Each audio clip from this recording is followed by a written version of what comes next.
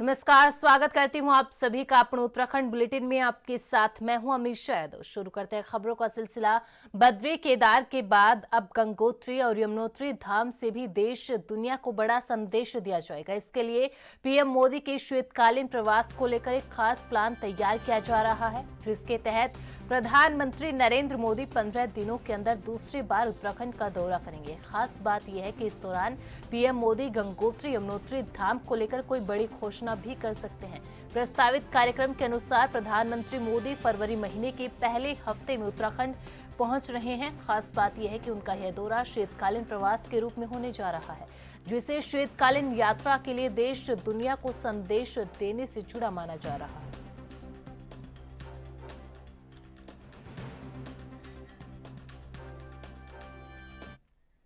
उत्तराखंड के मुख्यमंत्री पुष्कर सिंह धामी ने प्रदेश की समस्त मातृशक्ति को राष्ट्रीय बालिका दिवस की हार्दिक बधाई, शुभकामनाएं दी है। वहीं इस मौके पर सीएम धामी ने कहा कि राज्य सरकार बेटियों के अधिकारों के संरक्षण के प्रति कृत संकल्पित होकर कार्य कर रही है। मुख्यमंत्री धामी ने कहा कि उत्तराखंड में नंदा गौरा कन्या धन योजना और बालिका शिक्षा प्रोत्साहन योजना बेटियों के जीवन में सकारात्मक बदलाव ला रही है। इसी के साथ बेटियों को शिक्षा की दिशा में प्रोत्साहित कर उनके उज्जवल भविष्य की नींव भी रख रही है।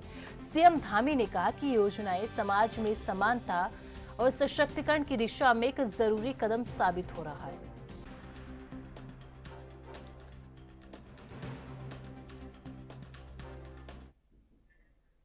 प्रदेश में निकाय चुनाव को लेकर बीते कल मतदान हो गया, लेकिन इस बार चुनाव में कई खामियां रही। निकाय चुनाव की मतदाता सूची से बड़ी संख्या में लोगों के नाम गायब मिले, जो कि चर्चाओं का विषय बन गया। और चुनाव आयोग की कार्यप्रणाली पर भी लगातार सवाल खड़े किए जा रहे हैं। राज्यसभा सांसद नरेश बंसल ने कहा कि चुनाव आयोग का फेल्योर है। चुनाव आयोग ने अपना काम उतनी गंभीरता से नहीं किया जितनी गंभीरता से करना चाहिए, जिस वजह से वोट कटे हैं।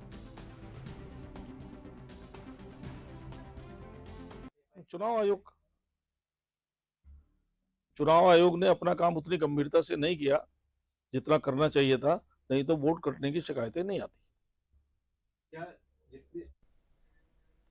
प्रदेश में आगामी दिनों में शुरू होने जा रहे राष्ट्रीय खेलों को लेकर प्रदेश सरकार की तैयारियां लगातार जारी है। विभाग की तरफ से अब खिलाड़ियों के लिए बनाए जा रहे ट्रैक को अंतिम रूप देने का काम किया जा रहा है। राजधानी देहरादून महाराणा प्रताप स्पोर्ट्स कॉलेज में स्थित सिंथेटिक ट्रैक अब स्मार्ट ट्रैक बन गया, जिसका खेल मंत्री रेखा आर्या ने निरीक्षण किया। खेल मंत्री ने बताया कि ट्रैक बनकर तैयार है और अगले 2 दिन इस पर मार्किंग की जानी है। एथलेटिक ट्रैक को लेकर काफ़ी सारी बातें जो है वो चर्चा में थी, और मुझे लगता है कि आज जिस प्रकार से हमने इस ट्रैक निर्माण के कार्य को देखा है, उससे ये साफ दिख रहा है कि हमारा ट्रैक जो है वो गेम स्टार्ट होने से पहले जैसे जो कि हमारा गेम एथलेटिक का फरवरी में स्टार्ट होने जा रहा है, लेकिन ये 25 तारीख तक हमारा ये ट्रैक जो है वो तैयार होकर खिलाड़ियों के लिए प्रैक्टिस के लिए भी उपलब्ध हो जाएगा। आज इस ट्रैक का निरीक्षण करते हुए अनुभव हो रहा है, और निश्चित रूप से जिस प्रकार से इस पूरे एथलेटिक ट्रैक और पूरे इस वेन्यू के का जैसा निरीक्षण किया है, तो यहाँ सिटिंग अरेंजमेंट से लेकर यहाँ पर नाडा के लिए अलग कक्ष रखने से लेकर पुलिस सुरक्षा से लेकर एथलीट के आने से लेकर सारी व्यवस्थाओं का आज निरीक्षण किया है। और निरीक्षण करते हुए संबंधित वेन्यू मैनेजर्स को भी और हमारे डिपार्टमेंट के अधिकारियों को भी ये सुनिश्चित करने के लिए कहा है कि किसी भी प्रकार से हमारे बाहर से आने वाले खिलाड़ियों को कोई दिक्कत ना होने पाए। हमारे अपने उत्तराखंड के खिलाड़ियों के लिए हर प्रकार से सहूलियत यहाँ पर जो है वो उनको उपलब्ध हो पाए, और ये ट्रैक भी 25 तारीख के बाद में हमारे खिलाड़ियों के लिए प्रैक्टिस करने के लिए मिल पाए, इसको हम लोग सुनिश्चित करें। और यहाँ पर रग्बी भी होने वाली है, तो रग्बी के लिए भी हमारा जो ये पूरा ग्रीन ग्रास हमारा जो ये मैदान तैयार है, ये अपने आप में बहुत ही श्रेष्ठता के साथ में, बहुत उच्चतम गुणों के साथ में तैयार कर लिया गया है। तो रग्बी भी मुझे लगता है कि बहुत शानदार तरीके से यहाँ पर आयोजन होगा। तो रग्बी और पूरे एथलेटिक्स के इवेंट्स यहाँ होने जा यहाँ रुकते हैं एक छोटे से ब्रेक के लिए।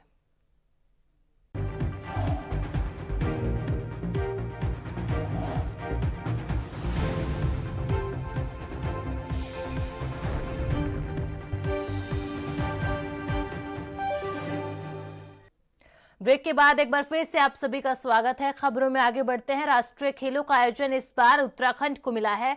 28 जनवरी को प्रधानमंत्री नरेंद्र मोदी राष्ट्रीय खेलों का उद्घाटन करने देहरादून के Rajiv Gandhi international cricket stadium में पहुंचेंगे। बीजेपी के प्रदेश अध्यक्ष और राज्यसभा सांसद महेंद्र प्रसाद भट्ट ने बताया कि हम सबको इस बात की खुशी है कि प्रधानमंत्री राष्ट्रीय खेलों का उद्घाटन करने देहरादून आ रहे हैं। वह हम सबके जनप्रिय नेता है। उन्होंने कहा कि प्रधानमंत्री का स्वागत करने के लिए पार्टी पूरी तरह से तैयार है। और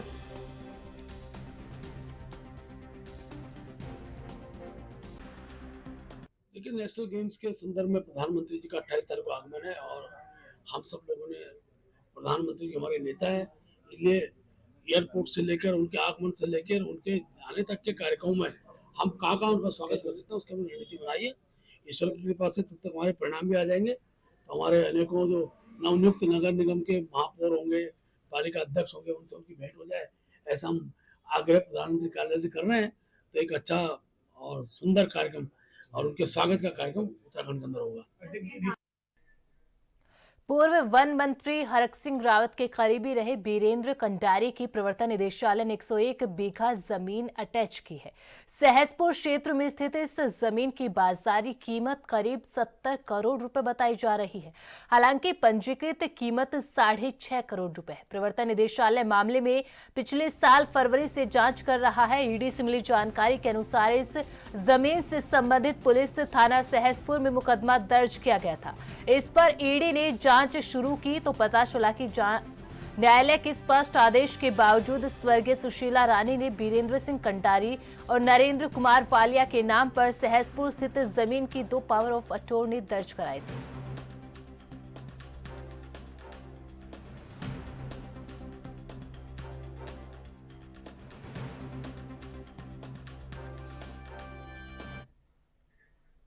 मुख्य सचिव राधा रतूड़ी ने राज्य में 65,000 से अधिक महिला स्वयं सहायता समूहों से जुड़ी 10 लाख से अधिक महिलाओं को आपदा प्रबंधन का प्रशिक्षण देने के निर्देश दिए हैं। इन प्रशिक्षित महिलाओं को आपदा सखी को नाम देते हुए आपदाओं के दौरान ग्राम और तहसील स्तर पर इनकी सहायता, राहत और बचाव कार्य लेने के निर्देश दिए हैं। मुख्य सचिव ने निर्देश सचिवालय में आपदा जोखिम न्यूनीकरण पर सैंडे फ्रेमवर्क पर राज्य में क्रियान्वयन की समीक्षा में बैठक दी है। सीएस ने उन्हें आपदा से प्रभावित क्षेत्र गांव में जोखिम आकलन के लिए तत्काल मास्टर ट्रेनर के प्रशिक्षण कार्यक्रम संचालित करने के निर्देश आपदा प्रबंधन विभाग को दिए गए हैं। आपदा जोखिम न्यूनीकरण में इंश्योरेंस योजना की कार्य योजना बनाने में ढिलाई पर नाराजगी भी जाहिर की है।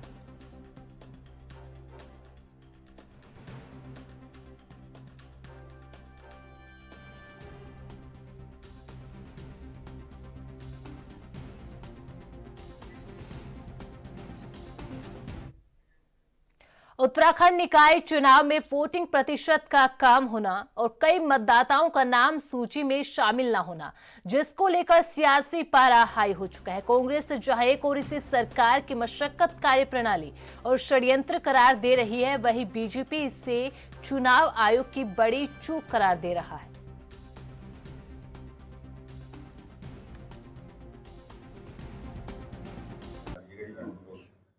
देखिए, चुनावी प्रणाली, चुनावी प्रक्रिया की सबसे बड़ी ताकत होती है जनता का विश्वास।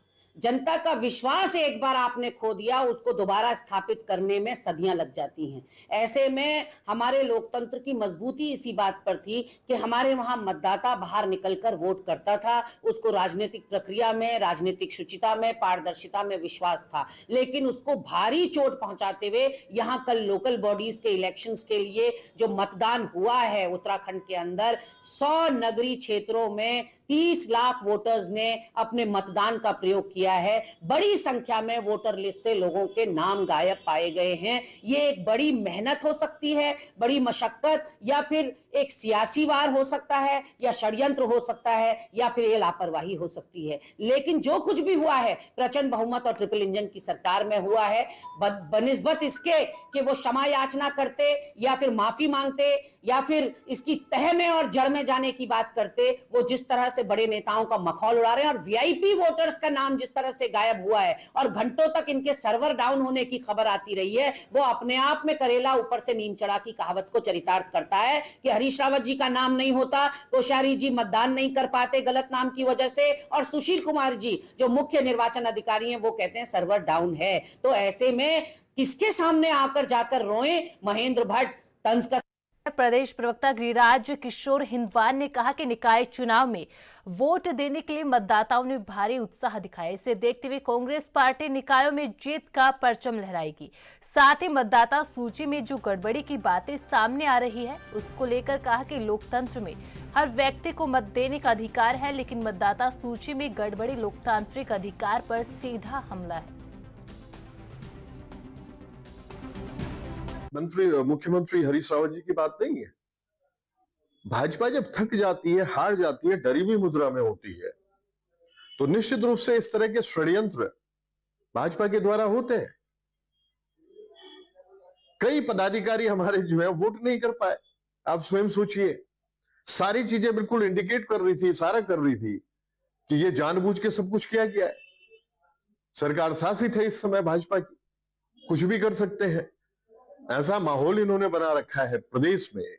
और खासकर आपने अभी चुनाव में, आपने ठीक चुनाव से ऐन पहले आप मदरसों पे बात, अवैध मदरसे आप साथ में लेके आ गए। मुगलिया सोच कांग्रेस पार्टी रखती है। स्वयं सोचिए आप कि जहां कांग्रेस पार्टी सेकुलरिज्म को बढ़ावा देने की बात करती है, भारत को जोड़ने की बात करती है, और भाजपा नफरत की राजनीति करती है, तो लोगों ने इस समय इस इशारे को समझा। कांग्रेस पार्टी जो लगातार मुखर होकर इस बात को उठाती रही, बोलती रही कि भाजपा गलत है, भाजपा के स्टेटमेंट गलत है, भाजपा बरगलाने का कार्य कर रही है, भाजपा निश्चित रूप से एक ऐसा जहर घोल रही है जनमानस के बीच में कि जो हर समय हर चुनाव से ऐन पहले ये सब कुछ करते हैं, इस तरह के षड्यंत्र, लेकिन कामयाब नहीं हो पाए।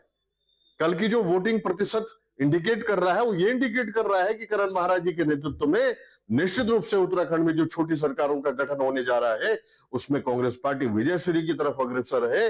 और विजयश्री की तरफ अग्रसर होने के साथ साथ निश्चित रूप से छोटी सरकारों में लगभग जहां गढ़वाल मंडल में मीडिया प्रभारी में रहा, जहां जहां हम होके आए, पौड़ी हो, टेहरी हो, चमोली हो, कोटद्वारा हो, हम लोग जीत की तरफ निश्चित रूप से समूचे निगम क्षेत्रों में और समूचे नगर पालिका क्षेत्रों में, ये निश्चित है। उत्तराखंड में जल्द ही यूसीसी लागू हो जाएगा। कयास लगाए जा रहे हैं कि 26 जनवरी को परेड ग्राउंड से उत्तराखंड के मुख्यमंत्री धामी यूसीसी लागू करने का ऐलान कर देंगे। यूसीसी को लेकर बीजेपी प्रदेश कार्यालय में पार्टी के वरिष्ठ नेता टिहरी से विधायक किशोर उपाध्याय ने प्रेस वार्ता की। मीडिया से बातचीत करते हुए किशोर उपाध्याय ने कहा कि यूसीसी में खासकर महिलाओं का विशेष ध्यान रखा गया और सभी के लिए यूसीसी एक अच्छी पहल है।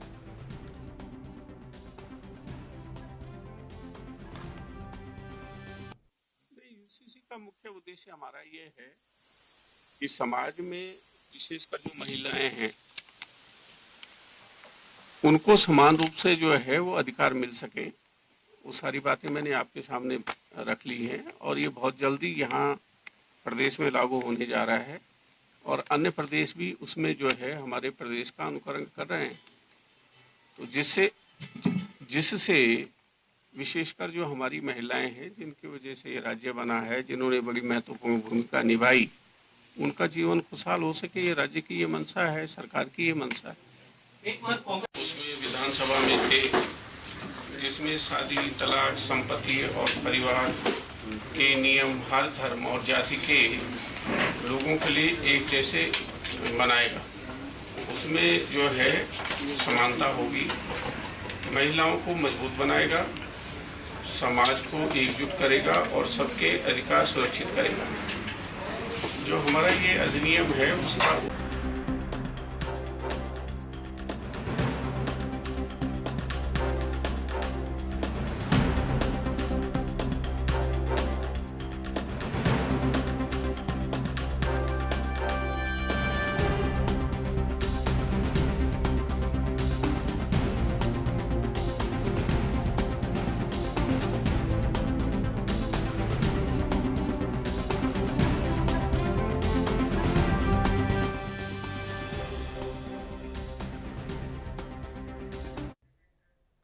उत्तराखंड में 100 नगर निकायों के लिए मतदान हो चुका है। बीते रोज प्रदेश में कुल 66% मतदान हुआ। अब निकाय चुनाव के लिए मतदान के बैलेट पेपर्स की गिनती कल सुबह से की जाएगी। आपको बता दें कि प्रदेश में कुल 1282 वार्ड है। उत्तराखंड में वोटिंग के लिए इन निकायों में 1515 मतदान केंद्र और 3394 पोलिंग बूथ बनाए गए। फिलहाल कांग्रेस और बीजेपी दोनों ही पार्टियां अपनी अपनी जीत का दावा कर रही है। बीजेपी का कहना है कि जनता ने बीजेपी सरकार के विकास को देखकर निकाय चुनाव में भी बीजेपी को जिताने के लिए वोट दिया है, जबकि कांग्रेस के मुताबिक इस बार जीत कांग्रेस की हो रही है।